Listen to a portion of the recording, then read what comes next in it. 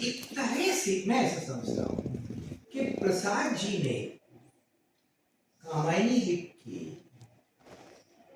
एक एक नए रूप में भारत में कैसा उपन्यास हो सकता होगा, इसका एक स्वरूप सामने रखा है। इसका मतलब ये नहीं कि वो काव्य है इसलिए मैं कह रहा हूँ, वो लिखने का ढंग जो है, यानी जिसमें ऊपर नीचे हो रहा है, वो लीनियर कहानी नहीं चले। यहाँ ये बात आप ठीक कह रहे हैं, लेकिन जैसे मैं 3-4 बहुत बात करूँ, चाहे उपन्यास हो, चाहे कहानी हो, नाटक भी और आलोचना भी, इसके पर्याप्त साक्ष्य उपलब्ध हैं।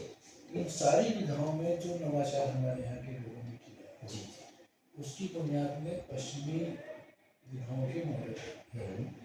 अब उसको उन्होंने यथावत स्वीकार नहीं किया, उसमें अपने ढंग से उन्होंने संशोधित किया, परिवर्तन किया, बिल्कुल। लेकिन एक स्तर पर अगर कहा जाए तो ये डिराइवेटिव डिस्कोर्स है, जिसमें पश्चिम के साहित्य की किसी विधा के मॉडल को आप लेते हैं, बिल्कुल, और फिर उसको अपने ढंग से प्रोसेस करते हैं, संसाधित करते हैं। बिल्कुल सही कह रहे हैं आप। दूसरी चीज़ जो मुझे लगता है किसी के साथ जुड़ करके हुई, और उसी सदी में इसकी शुरुआत हुई, कि जो जिसको सुविधा के लिए हम उसका पब्लिक स्पीयर या लोकवृत्ति में साहित्य को सुनने वाले ज़्यादा होते थे, पढ़ने वाले कम होते थे, उनका जो लोकवृत्ति था 19वीं सदी का अंत होते होते उसमें एक बहुत बड़ा बदलाव दिखाई पड़ता है।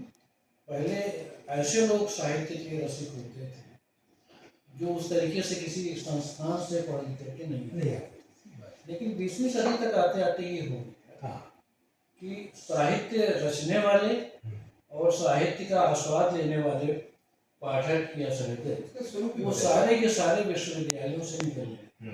लेकिन उससे भी बड़ा जो उसका दुष्परिणाम हुआ, जो पहले से चला आ रहा हमारा साहित्यिक पब्लिक स्पीयर था, वो अवैध होगी।